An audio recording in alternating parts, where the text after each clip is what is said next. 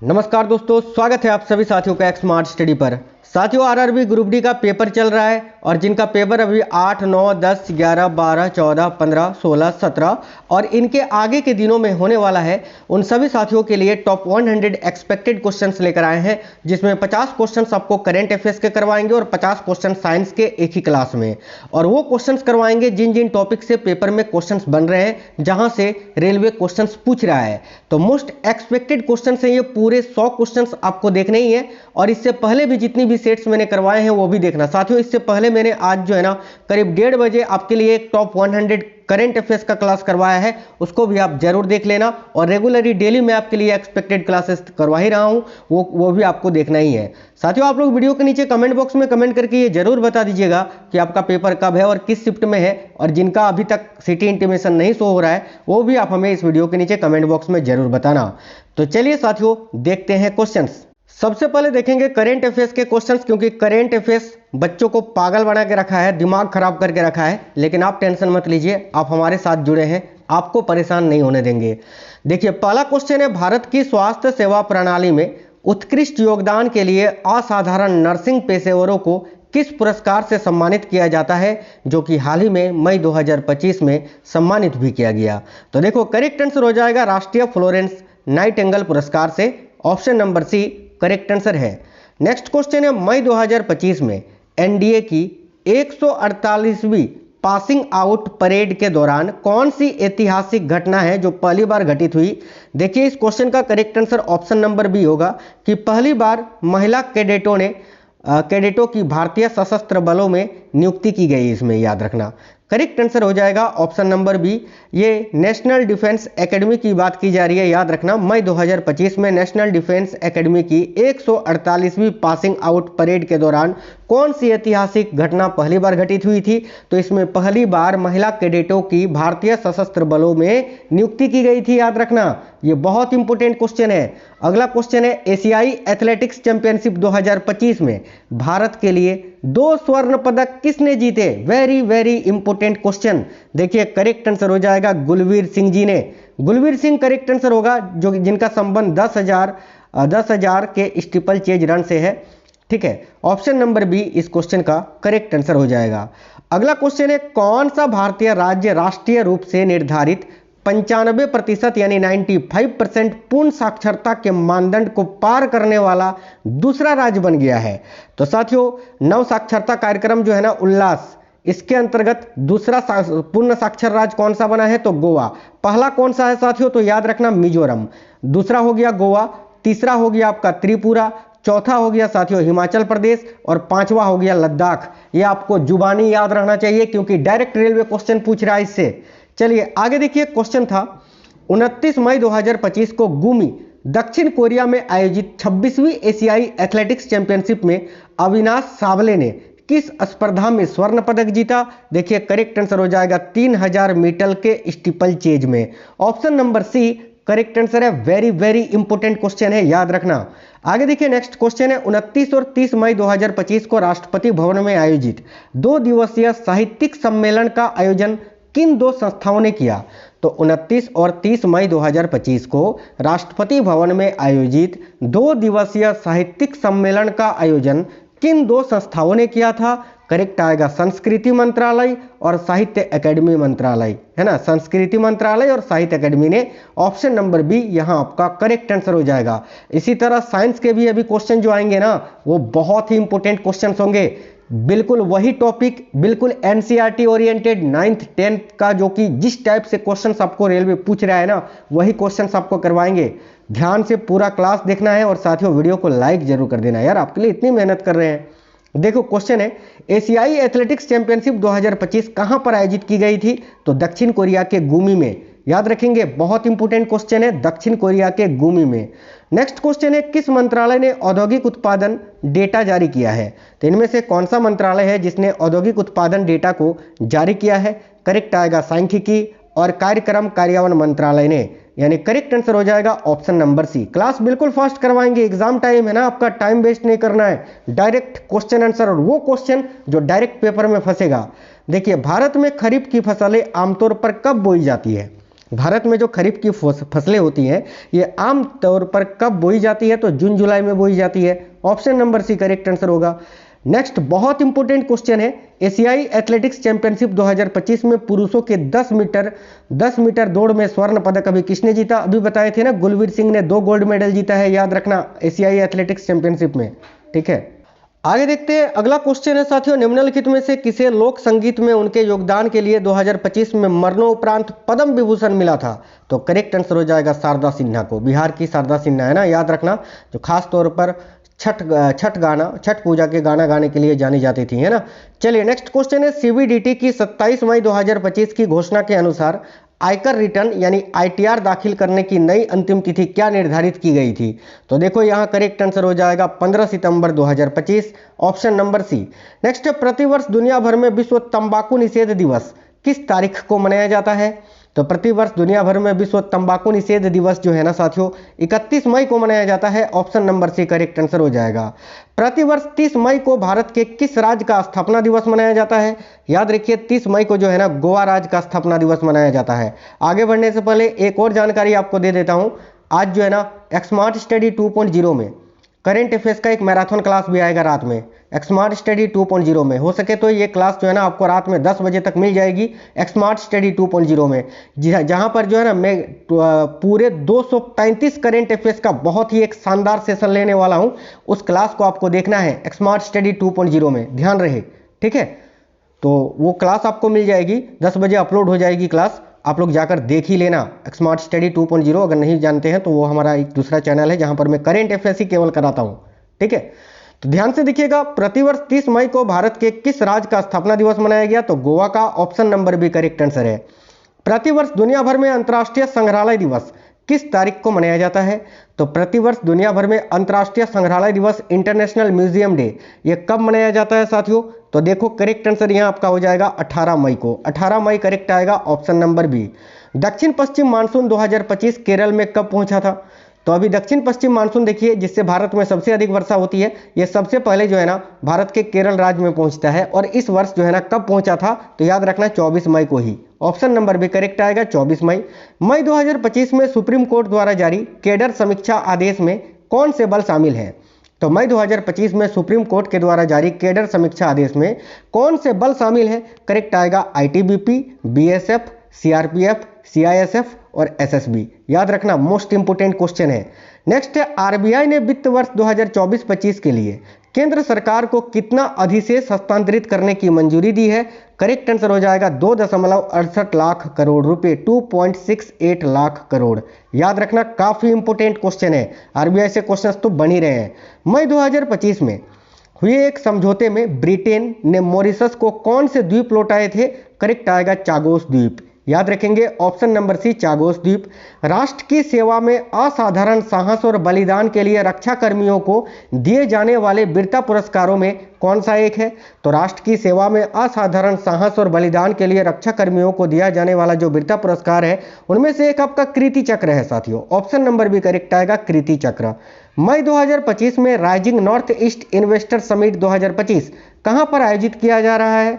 तो देखिए मई 2025 में rising north east investor summit 2025 जो है ना ये कहां पर आयोजित किया गया अभी? तो याद रखेंगे नई दिल्ली में। क्वेश्चन फिर से पढ़िए, मई 2025 में rising north east investor summit 2025 कहां आयोजित की गई?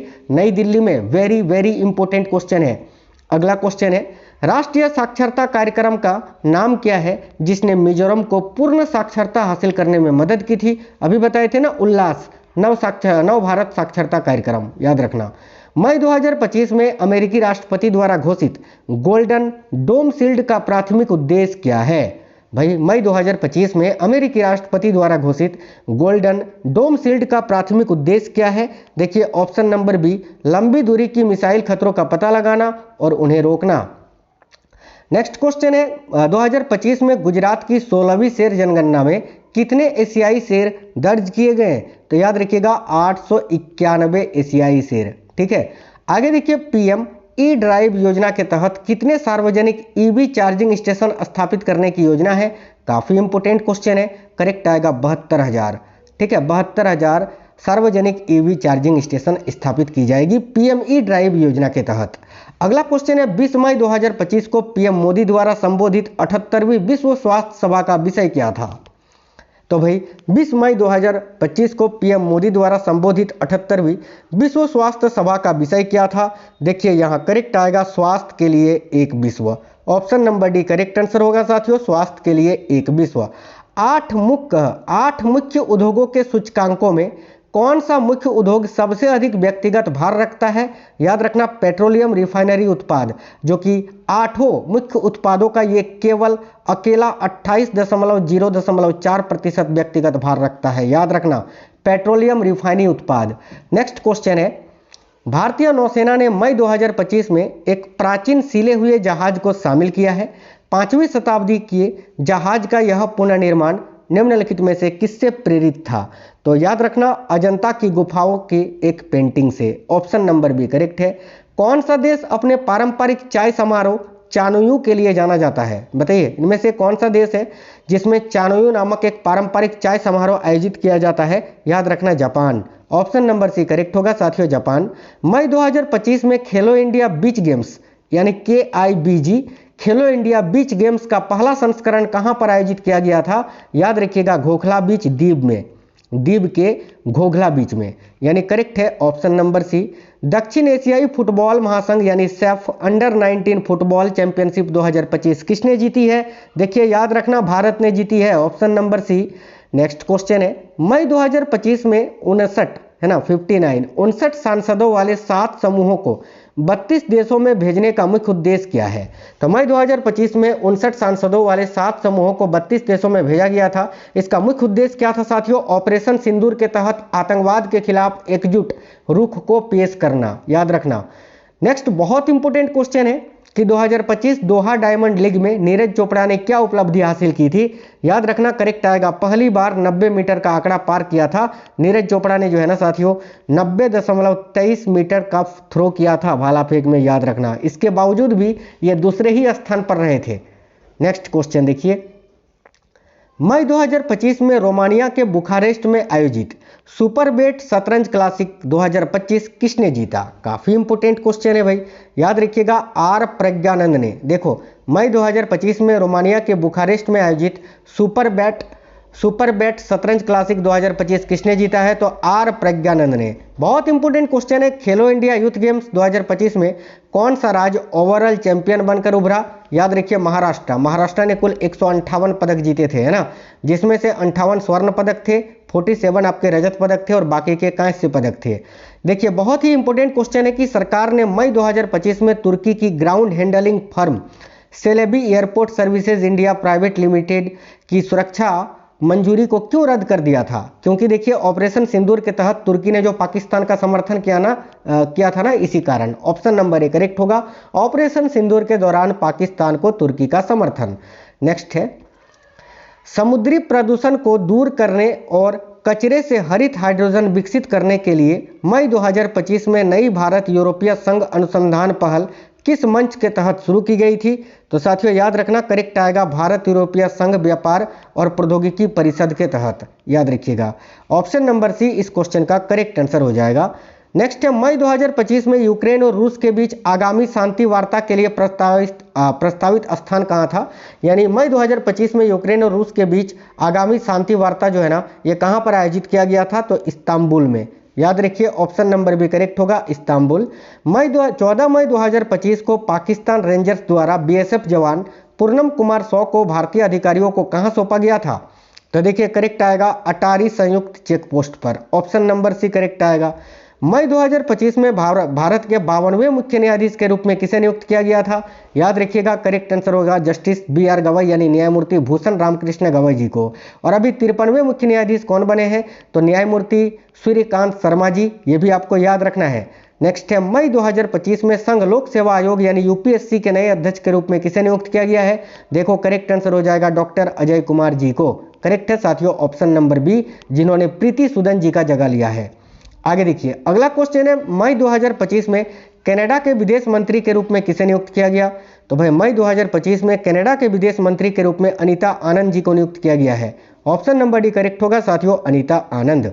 नेक्स्ट है 2025 में सीबीएसई कक्षा 12 की परीक्षा में कुल उत्तीर्ण प्रतिशत क्या रही थी? तो करेक्ट है 89.40%, यानी करेक्ट आएगा ऑप्शन नंबर सी।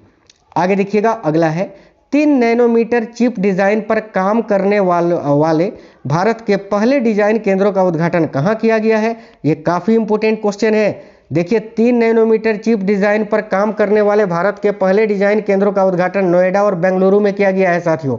करेक्ट आएगा ऑप्शन नंबर सी, नोएडा और बेंगलुरु, याद रखिएगा। नेक्स्ट है, विराट कोहली से अधिक टेस्ट रन बनाने वाले केवल 3 भारतीय क्रिकेटर कौन है? तो भाई देखिए, सचिन तेंदुलकर, राहुल द्रविड़ और सुनील गावस्कर, याद रखना। नेक्स्ट क्वेश्चन है, 12 मई 2025 को भारत और पाकिस्तान के बीच सैन्य संचालन महानिदेशक यानी डीजीएमओ स्तर की वार्ता का मुख्य फोकस क्या था? याद रखिए, करेक्ट है युद्ध विराम बनाए रखना और आक्रामक कार्रवाइयों से बचना। नेक्स्ट है, मई 2025 में मिस वर्ल्ड 2025 प्रतियोगिता कहां पर आयोजित की गई थी? तो ये तेलंगाना के हैदराबाद में आयोजित की गई थी और ओपाल सुचाता चुवांगसिरी जो है ये 72वीं मिस वर्ल्ड बनी थी, जो कि थाईलैंड की थी, याद रखना। मई 2025 में कोलंबो में आयोजित त्रिकोणीय महिला वनडे सीरीज 2025 का फाइनल किसने जीता है? भाई करेक्ट होगा साथियों, भारत ने, याद रखना। नेक्स्ट है, राष्ट्रीय प्रौद्योगिकी दिवस जो कि प्रत्येक वर्ष 11 मई को मनाया जाता है, आपको बताना है कि भारतीय इतिहास की किस प्रमुख घटना की ये याद दिलाता है?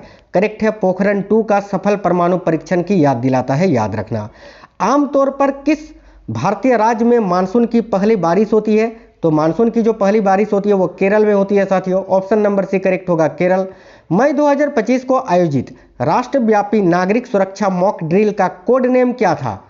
भाई जो मॉक ड्रिल कराया गया था उसका नाम क्या था? ऑपरेशन अभ्यास, याद रखेंगे, ऑप्शन नंबर बी आपका करेक्ट आंसर हो जाएगा साथियों। नेक्स्ट क्वेश्चन है साथियों, देखिएगा, ऊर्जा का 10% का नियम देने वाला वैज्ञानिक कौन था? जैसे कि घास को टिड्डा खाता है, टिड्डा को कोई और, फिर उसको कोई और, तो जैसे ही एक पोषक स्तर से दूसरे पोषक स्तर तक ऊर्जा ट्रांसफर होती है ना, तो प्रत्येक का 10% ट्रांसफर होता है, ठीक है। तो यह नियम किसने दिया था? वेरी वेरी इंपॉर्टेंट क्वेश्चन है, याद रखना, लिंडमैन ने। लिंडमैन, ऑप्शन नंबर बी इस क्वेश्चन का करेक्ट आंसर हो जाएगा। साइंस के वही क्वेश्चंस करवा रहे हैं जिन जिन टॉपिक से पेपर में क्वेश्चंस बन रहे हैं, सारे question NCERT oriented direct paper में क्वेश्चंस देखने को मिलेंगे, ध्यान से देखिएगा। निम्न में से कौन सा पदार्थ है जो जैव निम्नीकरणीय है? बताइए, इनमें से कौन सा पदार्थ है जो जैव निम्नीकरणीय है साथियों, यानी बायोडिग्रेडेबल है? तो देखिए यहाँ आपका करेक्ट आंसर हो जाएगा साथियों ऊन। बाकी कांच की बोतल, प्लास्टिक का कप, एल्युमिनियम फाइल, ये सभी जो है ना क्या है भाई? तो ये नॉन बायोडिग्रेडेबल है, लेकिन ऊन जो है बायोडिग्रेडेबल है। तो यहाँ आपका करेक्ट आंसर हो जाएगा ऑप्शन नंबर सी ऊन। निम्न प्रकार के उष्मा इंजनों में से कार्बोरेटर का प्रयोग किस में किया जाता है? बताइए, किस प्रकार के इंजन में कार्बोरेटर का प्रयोग करते हैं? बहुत ही इंपॉर्टेंट क्वेश्चन है ये, ध्यान से देखिए, करेक्ट आंसर हो जाएगा पेट्रोल इंजन में। पेट्रोल इंजन करेक्ट आएगा, ऑप्शन नंबर बी। नेक्स्ट है, सौर ऊर्जा को विद्युत ऊर्जा में किसके द्वारा परिवर्तित किया जाता है? बिल्कुल, फिजिक्स, केमिस्ट्री और बायोलॉजी तीनों के क्वेश्चंस हैं, ध्यान से देखिएगा। सौर ऊर्जा को विद्युत ऊर्जा में किसके द्वारा परिवर्तित किया जाता है? तो साथियों करेक्ट आंसर हो जाएगा वोल्टिक सेल के द्वारा। ऑप्शन नंबर बी करेक्ट है, वोल्टिक सेल, जो कि सौर ऊर्जा को विद्युत ऊर्जा में परिवर्तित कर देता है। बहुत ही इंपॉर्टेंट क्वेश्चन है कि कार की हेडलाइट में उपयोग किया जाने वाला दर्पण कौन सा होता है? साइड मिरर के रूप में नहीं पूछा है, हेडलाइट में पूछा है, कंफ्यूज मत होना। और हेडलाइट में अवतल दर्पण का प्रयोग होता है, अगर साइड मिरर के रूप में पूछता तो फिर उत्तल दर्पण हो जाता, ध्यान रखना, भूलना मत। अगला क्वेश्चन है, वह दूरी जिस पर पृथ्वी की औसत त्रिज्या 1 आर्क सेकंड का कोण अंतरित करती है क्या कहलाती है? वेरी वेरी इंपॉर्टेंट क्वेश्चन भाई। वह दूरी जिस पर पृथ्वी की औसत त्रिज्या 1 आर्क सेकंड का कोण अंतरित करती है क्या कहलाती है साथियों? याद रखिएगा, 1 पारसेक कहलाती है। ऑप्शन नंबर ए करेक्ट होगा, 1 पारसेक। देखिए क्वेश्चन है, जब बस अचानक से चलती है तो यात्री को पीछे की ओर धक्का लगना, ये किस नियम का उदाहरण है? भाई ये जड़त्व का नियम है, न्यूटन का पहला गति नियम, न्यूटन का पहला नियम, ऑप्शन नंबर ए करेक्ट होगा। नेक्स्ट है, बल की प्रकृति का पता हमें किस नियम से चलता है? याद रखिए, न्यूटन के द्वितीय गति नियम से, ऑप्शन नंबर बी करेक्ट होगा। न्यूटन ने गति के नियम कब दिए थे? बहुत ही इंपॉर्टेंट क्वेश्चन है। देखिए न्यूटन ने गति के जो नियम दिए थे ना, ये 1687 में दिए थे साथियों, ईयर याद रखना, वेरी वेरी इंपॉर्टेंट है, ठीक है। कब? 1887 में। और इंपॉर्टेंट पॉइंट ये याद रखना कि न्यूटन ने गति के नियम 1687 में अपनी प्रसिद्ध पुस्तक फिलोसॉफी देखो नेचुरेलिस प्रिंसिपिया मैथमेटिका में दिया था, है ना, प्रिंसिपिया, आप ये नाम याद रखना। चलिए आगे देखिए, बॉल बियरिंग में कौन सा घर्षण बल काम करता है, बताइए। ये सभी घर्षण बल के उदाहरण है, सीमांत घर्षण, सर्पी घर्षण, लोटनिक घर्षण, स्थितिक घर्षण। तो भाई बॉल बियरिंग में कौन सा घर्षण बल काम करता है, तो याद रखना लोटनिक घर्षण। Option number C correct answer हो जाएगा, लोटनिक घर्षण। निम्न में से किसे माध्यम की आवश्यकता होती है, बताइए। माध्यम की आवश्यकता किसे होती है भाई, तो माध्यम की आवश्यकता ध्वनि को होती है। ध्वनि को होती है ना, ध्वनि अनुदैर्घ्य तरंग होती है, इसको इस ध्वनि तरंगे निर्वात को पार नहीं कर सकती है, इसको माध्यम की आवश्यकता पड़ती है। ऑप्शन नंबर डी करेक्ट होगा, ध्वनि तरंगे। नेक्स्ट है, जब माध्यम के कण के कंपन की दिशा तरंग के गति की दिशा के अनुदिश हो तो वह क्या कहलाता है, वेरी वेरी इंपॉर्टेंट क्वेश्चन। जब माध्यम के कण के कंपन की दिशा तरंग के गति की दिशा के अनुदिश हो तो उसको हम अनुदैर्घ्य तरंग बोलते हैं। ऑप्शन नंबर ए करेक्ट होगा, अनुदैर्घ्य। और ध्वनि तरंगों को अनुदैर्घ्य कहा जाता है। देखिए, माध्यम का कण 1 सेकंड में जितनी बार कंपन करता है वह क्या कहलाता है, तो साथियों माध्यम का कण 1 सेकंड में जितनी बार कंपन करता है इसी को तो फ्रीक्वेंसी बोलते हैं ना, आवृत्ति। ऑप्शन नंबर सी करेक्ट होगा, आवृत्ति। देखिए, कोई कण एक कंपन को पूरा करने में जो समय लेता है उसे क्या कहा जाता है, वेरी वेरी इंपॉर्टेंट।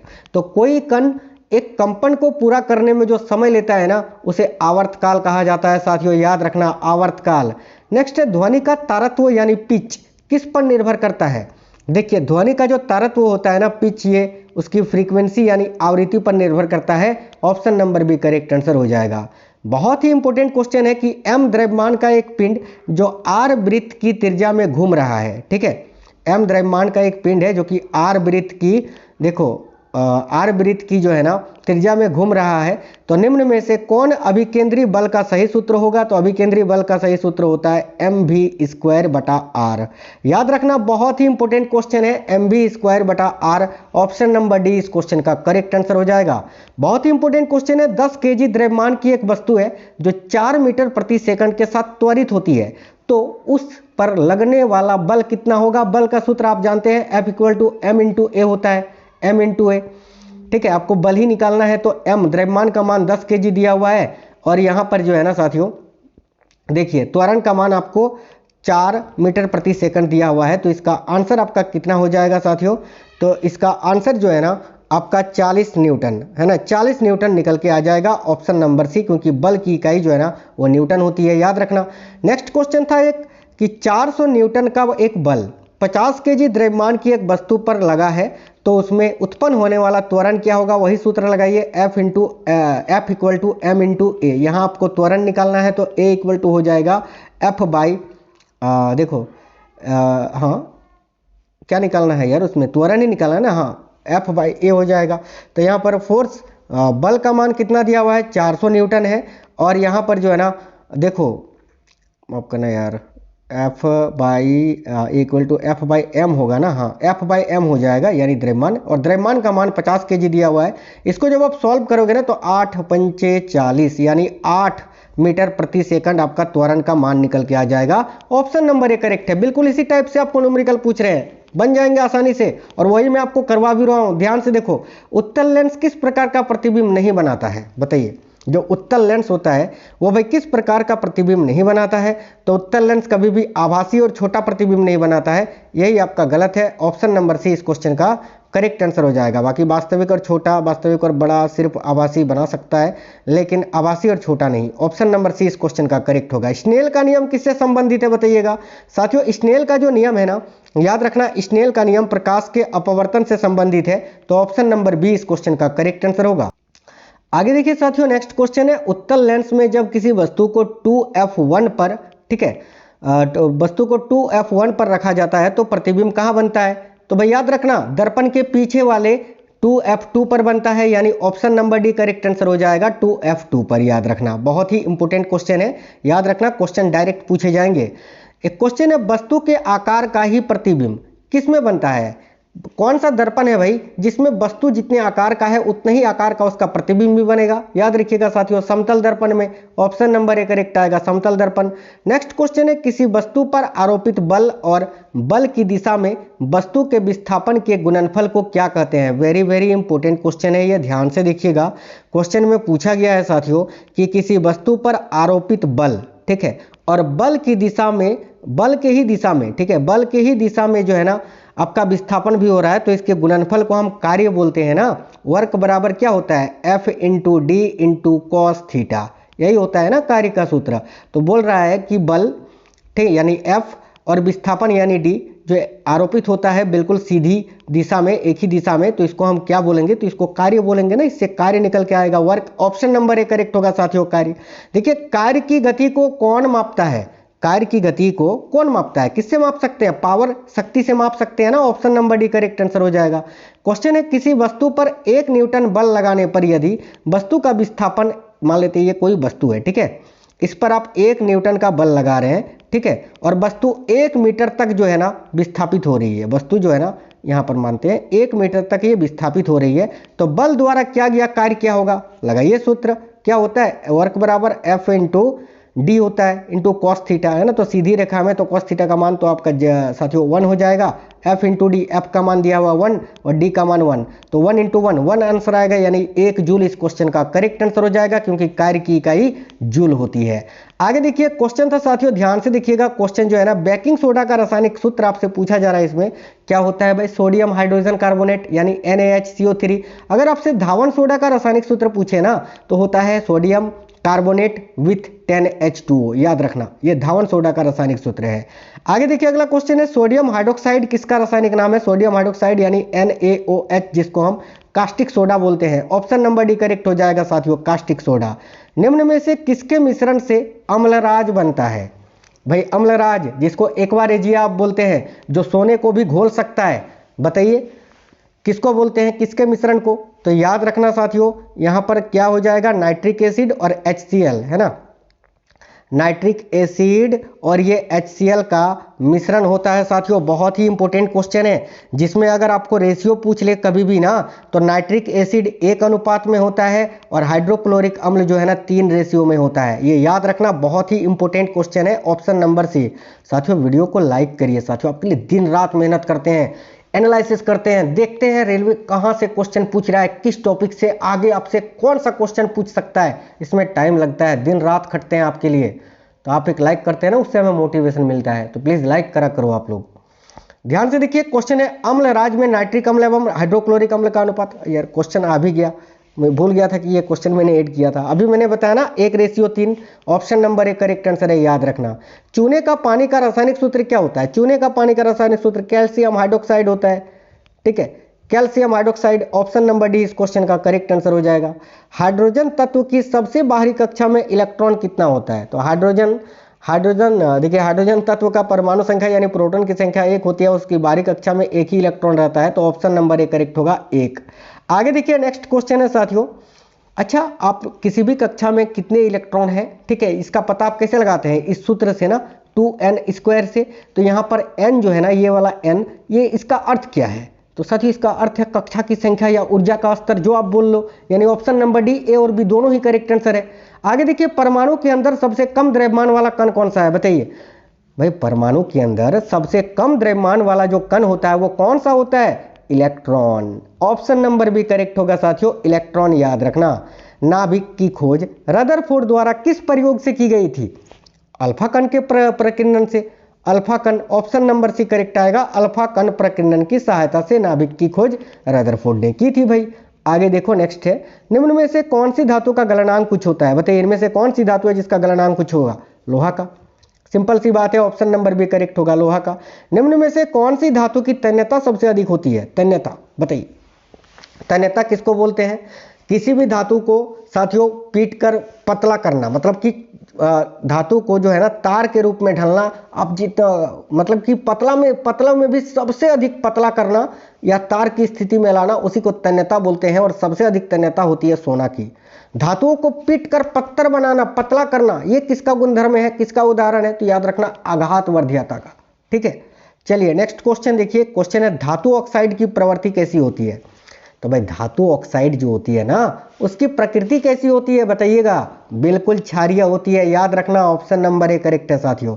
बोरेक्स या सुहागा कौन सी धातु का यौगिक है। साथियों बोरेक्स का सूत्र पता है ना आपको क्या होता है, बहुत इंपॉर्टेंट है।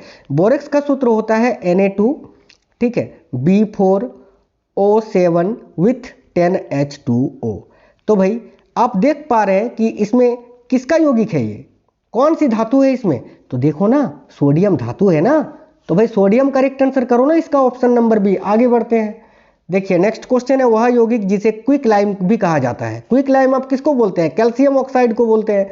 तो option number D correct answer हो जाएगा कैल्शियम ऑक्साइड। चलिए बड़ा ही इंपॉर्टेंट क्वेश्चन है कि कार्बन में संयोजी उत्तकों की संख्या कितनी होती है। तो भाई 4 होती है ना साथियों, ऑप्शन नंबर बी करेक्ट आएगा साथियों 4। अगला क्वेश्चन है मानव मस्तिष्क में स्मरण क्षमता पाई जाती है कहां पर। तो देखिए मानव मस्तिष्क में जो स्मरण क्षमता पाई जाती है वो सेरिब्रम में पाई जाती है, याद रखना, ठीक है। Option number A correct answer हो जाएगा। चलिए cerebrum option number A correct होगा। अगला क्वेश्चन है साथियों ध्यान से देखिएगा, क्वेश्चन है कि हृदय के बाएं भाग में कौन सा रक्त होता है, शुद्ध रक्त, अशुद्ध रक्त, मिश्रित या रक्त रहित। शुद्ध रक्त होता है, pure blood. Option number A correct होगा, शुद्ध रक्त, याद रखना। बिना एंजाइम वाला पाचक रस कौन सा है, आंत रस, इसमें एंजाइम होता है, अमाशय रस में भी होता है, लाल रस में, पित्त रस में कोई एंजाइम नहीं होता है। ऑप्शन नंबर डी करेक्ट होगा, बाइल जूस। आगे देखिए रक्त में कौन सी कोशिकाएं बिल्कुल भी नहीं पाई जाती हैं। तो भाई श्वेत रक्त कोशिकाएं, लाल रक्त कोशिकाएं, उपकला कोशिका नहीं पाया जाता रक्त में ना, हाँ बी लसिका कोशिका तो पाया जाता है ये। बी सी नहीं पाया जाता, उपकला कोशिका नहीं पाया जाता रक्त में। ऑप्शन नंबर सी इस क्वेश्चन का करेक्ट आंसर होगा, क्योंकि रक्त में जो कोशिका पाई जाती है या टिश्यू पाई जाती है वो तो संयोजी उत्तक होता है, कनेक्टिव टिश्यू होता है। अगला क्वेश्चन देखिए, ग्लूकोज का ग्लाइकोजन में परिवर्तन कहाँ होता है। तो साथियों ग्लूकोज का ग्लाइकोजन में परिवर्तन कहाँ पर होता है, यकृत में, याद रखना। ग्लूकोज का सूत्र भी याद रखिए, बहुत इंपॉर्टेंट है। ग्लूकोज का सूत्र होता है C6H12O6, ठीक है। चलिए नेक्स्ट क्वेश्चन देखिए, इनमें से कौन सा सहजीवी नाइट्रोजन यौगिकीकरण जीवाणु है। तो इनमें से कौन सा सहजीवी नाइट्रोजन यौगिकीकरण जीवाणु है, तो rhizobium. Option number D correct answer हो जाएगा साथियों, राइजोबियम। जीवों में आनुवांशिक लक्षण संतान में ले जाए जाते हैं किसके द्वारा। तो जीवों में जो आनुवांशिक लक्षण होते हैं ना वो संतान में ले जाए जाते हैं साथियों क्रोमोसोम के द्वारा। ऑप्शन नंबर सी करेक्ट है, गुणसूत्र के द्वारा। नेक्स्ट है मेंडल ने किस पौधे पर संकरण किया था, किस पौधे पर क्रॉस कराया था मेंडल ने। भाई गार्डन पी यानी मटर के पौधे पर। आप यहाँ मटर ढूंढोगे, मटर ऑप्शन में ही नहीं है। मटर का ही तो साइंटिफिक नेम होता है गार्डन पी। अब अगर इतना तो आपको पता ही होना चाहिए, याद रखना गार्डन पी यानी मटर। नेक्स्ट क्वेश्चन है, कोशिका का सबसे पहले पता किसने और कब लगाया था। तो कोशिका की खोज रॉबर्ट हुक ने की थी, कब की थी, 1665 में की थी। Option number D correct answer हो जाएगा। चलिए आगे देखिए, नेक्स्ट है ग्लूकोज का रासायनिक सूत्र। अभी मैंने बताया था ना, देखो ग्लूकोज का रासायनिक सूत्र होता है C6H12O6, ऑप्शन नंबर सी। अब एक क्वेश्चन आपके लिए तो बनता है ना, चलिए इसका आंसर कमेंट बॉक्स में बताइए। हालांकि कितनी बार मैंने ये क्वेश्चन आपको पढ़ा रखा है यार, दिमाग खराब कर दिया हो गया मेरा ये क्वेश्चन आपको पढ़ा के। तो इसका आंसर जो है ना आप कमेंट बॉक्स में बताइए कि किस कोशिका अंग से लाइसोसोम बनता है। मैं इतना आपको बता देता हूं कि लाइसोसोम को कोशिका की आत्महत्या की थैली कहा जाता है। लाइसोसोम की अगर बात करें तो इसको कोशिका की पाचन थैली भी कहा जाता है। लाइसोसोम की खोज 1955 में हुई थी और क्रिश्चियन डी डुबे ने जो है ना इसकी खोज की थी। लेकिन मैं ये नहीं बताऊंगा कि किस कोशिकांग अंग से लाइसोसोम बनता है, ये आप बताओगे। कमेंट बॉक्स में इसका आंसर बताएंगे। साथ ही में आप बताना ये क्वेश्चंस क्लास आपको कैसा लगा है, और ये भी बताना कि आपका एग्जाम कब है। और साथियों मैंने जो बताया ना करेंट अफेयर्स के एक बहुत ही मैराथन क्लास में 2.0 में आज कराऊंगा रात में, स्मार्ट स्टडी 2.0 सब्सक्राइब करके रखा है ना, नहीं रखा है तो कर लेना, ठीक है। और यहाँ पर जो अभी करेंट अफेयर्स के ऑलरेडी क्लासेस करवा रखे हैं, चाहे वो टॉपिक वाइज हो, मिक्स क्वेश्चन जाकर देख ही लेना। और इस चैनल में भी आज दोपहर में करीब 1:30 बजे जो है ना मैंने 100 क्वेश्चन का बहुत ही इंपॉर्टेंट करेंट अफेयर्स का क्लास कराया है, जाकर देख ही लो सारे क्लासेस। झंडा गाड़ना है ना इस बार, जो करेंट करेगा वही सिलेक्शन लेगा, फिर से बोल रहा हूँ।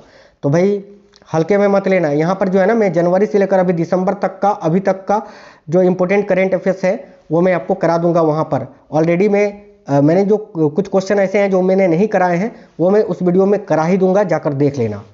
तो चलिए फिर मिलेंगे आपसे नेक्स्ट वीडियो में। वीडियो को लाइक शेयर जरूर करना, नए साथी कोई भी हैं सब्सक्राइब कर लीजिएगा। जय हिंद, वंदे मातरम।